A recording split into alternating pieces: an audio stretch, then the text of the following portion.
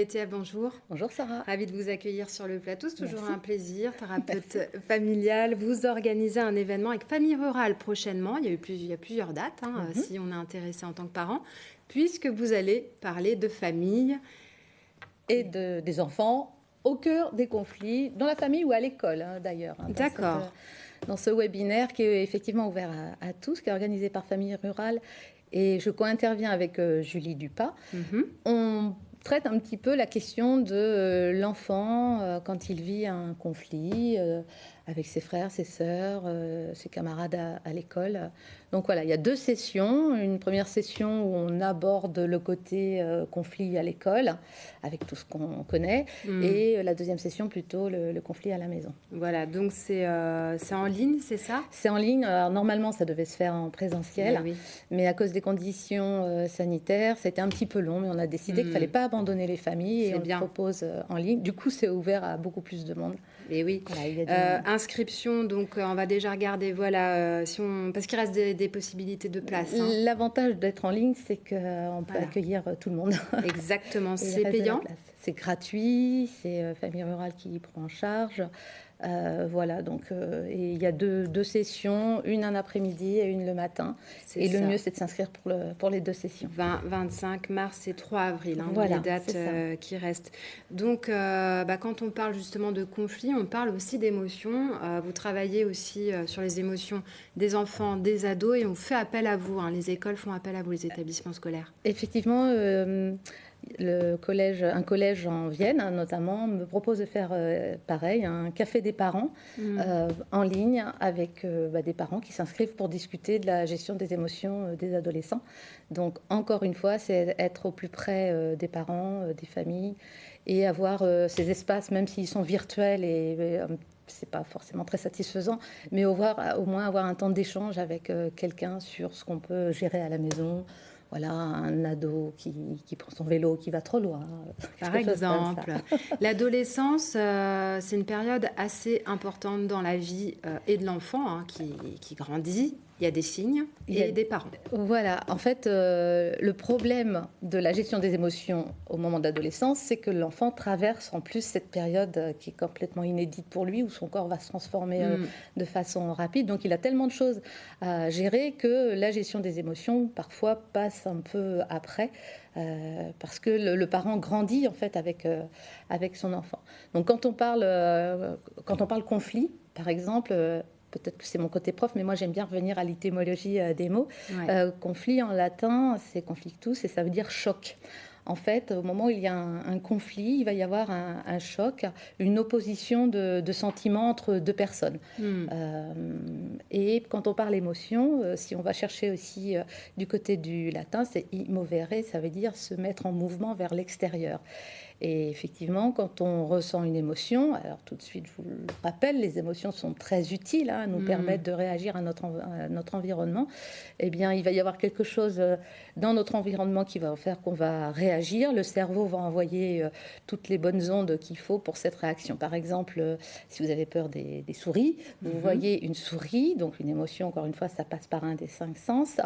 Pour peu qu'elle fasse un petit peu de bruit, vous la voyez, vous l'entendez. Et votre cerveau se met en alerte et envoie dans votre corps de quoi réagir. Si vous avez besoin de partir en courant, hop, vous allez devenir tout pâle parce que le sang va aller, entre guillemets, dans les jambes. Donc, ça nous permet de réagir à l'environnement.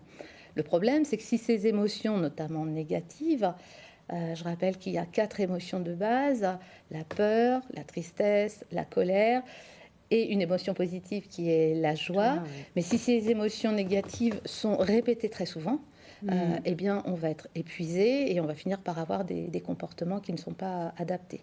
Alors, comment on gère tout ça? Comment les parents peuvent gérer? Alors, la première, si par exemple on prend du côté des conflits, si vos enfants se disputent régulièrement à la maison, il y a beaucoup de choses dans l'éducation, ça passe par l'observation.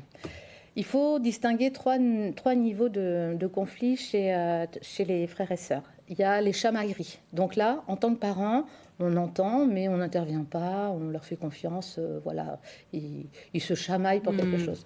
Le deuxième niveau, ça va être la dispute, où on sent que le ton monte un petit peu plus. Donc là, c'est très important que le parent manifeste sa présence. en disant je suis à côté, j'entends ce qui se passe. Attention, parlez-vous bien. Enfin voilà, donne des consignes très, très courtes et très claires et positives. Et après, on a réellement le conflit où alors là, il peut y avoir des portes qui claquent, voire des coups, des paroles blessantes. Donc là, absolument, c'est le rôle du parent d'intervenir auprès de son enfant et des deux enfants, d'attendre que ça se calme, parce qu'un enfant qui est en colère ou dans la peur ou dans la tristesse est un enfant dont le cerveau, entre guillemets, est déconnecté. Nous aussi, on n'est pas très disponible quand on est, très, très énervé. Donc, une fois que tout s'est apaisé, c'est important de revenir sur ce qui s'est passé avec les enfants, bien sûr, de les avoir protégés, de rappeler les règles, que dans une famille, il est interdit, et dans la loi aussi, dans la vie de tous les jours, il est interdit de se faire mal, même si on n'est pas d'accord. Donc, l'intervention des parents est différente suivant le niveau du conflit dans la famille. Ouais. En ce qui concerne la gestion des émotions, donc je vous disais les 4 émotions que je vous rappelais tout à l'heure, en fait, c'est que derrière ces émotions, il y a un besoin qui n'est pas satisfait. Si par exemple on a peur, c'est qu'on a besoin de réconfort. Si on est triste, si on a peur, oui, on a besoin d'être rassuré, etc. Si on est triste, on a besoin de réconfort. Si on est en colère, en général, c'est qu'on a besoin de changement. Et si on a de la joie, on a besoin de partager cette joie. Je vais prendre un exemple. Une maman rentre chez elle, elle arrive du travail, il y a un de ses collègues qui l'a un peu snobé, elle ne comprend pas trop cette réaction, elle a une journée épuisante, elle arrive. Qu'est-ce qui se passe quand elle ouvre la porte? Elle voit que les enfants n'ont pas ouvert les cartables, les manteaux sont toujours là, ils sont scotchés devant les écrans, personne ne s'est préoccupé de ce qu'on allait manger, et cerise sur le gâteau, au moment où elle s'approche de la machine à laver, elle ne s'est pas lancée. Donc vous voyez que dans la notion de conflit d'émotion, on passe par plusieurs stades. Il y a la phase de tension, wow, je suis fatiguée avec tout ce qui s'est passé, la phase de crise où on dit rien mais ça s'accumule, et puis à un moment donné, tac, il va y avoir quelque chose qui va faire basculer vers l'éclatement. La machine à laver, non, elle ne s'est pas lancée, et donc là, ça part dans tous les sens. Pour peu que le chat passe pas loin, on va lui demander de dégager. Enfin voilà, donc l'objectif, c'est que si c'est à la maison, on va peut-être un petit peu déborder dans les paroles, on va faire attention quand même de ne pas être trop dur, mais si c'est au travail, il faut apprendre à réguler ses émotions. Donc, comme vous me le demandiez, la première chose, c'est de reconnaître qu'est-ce qui se passe là. Je suis en colère. Voilà, comment je vais réguler ça? Donc, il y a des petites techniques. Quand je suis trop énervée, je m'écarte, je prends l'air, je vais boire un verre d'eau, je vais respirer. Parce que ce qui est embêtant dans les conflits, c'est si on va trop loin. En fait, on prend, certains prennent l'image du dentifrice qui sort du tube. Vous savez, c'est plus facile de faire sortir une parole blessante que de la faire rentrer. Donc, le but, c'est de ne pas aller trop loin, parce que si ces conflits sont récurrents, d'être en conflit, c'est normal. Les conflits font partie de la vie, comme la bonne entente. Mais si ces conflits sont récurrents, ça va vraiment poser problème dans la relation. Donc, repérer ses émotions, qu'est-ce qui fait qui se passe, et puis qu'est-ce qui se passe en moi à ce moment-là, et essayer de réguler tout ça. Juste pour dire que parfois, une émotion en cache une autre. Si je reprends l'exemple de cette dame qui rentre chez elle, en fait, elle est en colère, mais quand elle repense, si on repense à sa journée, peut-être que derrière sa colère au travail, il y a un petit peu de peur de se dire, en fait, qu'est-ce qu'il me veut là? Pourquoi il m'a snobé? Peut-être qu'il était juste dans ses propres idées.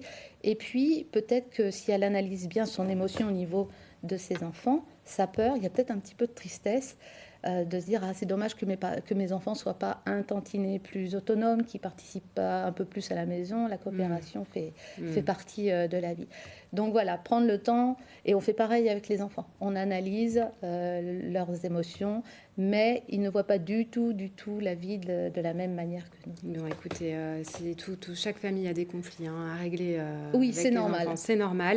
Mais voilà, si ça prend des proportions énormes, on va sur le site de Famille Rurale, où on vous appelle en tant que thérapeute familiale. Voilà. Vous accueillez beaucoup de monde pour beaucoup de sujets. On n'a plus le temps, Sylvie, désolée. Bon, voilà, ça passe trop vite. Mais merci infiniment, comme d'habitude, pour vos bons conseils. Merci, Sarah. C'est la fin de cette édition. Il n'y aura pas de météo, hein, on n'a plus de temps. Pour la suite des programmes, eh bien, on retrouve Club de Bip à 18h50 avec le réalisateur Laurent Sorcel qui nous parlera de son film En terre écossaise de France, très intéressant. Le magazine À Tout Santé qui parlera de cardiomyopathie. Et enfin, vous restez avec nous pour le film de fin de soirée. À demain, très bonne soirée.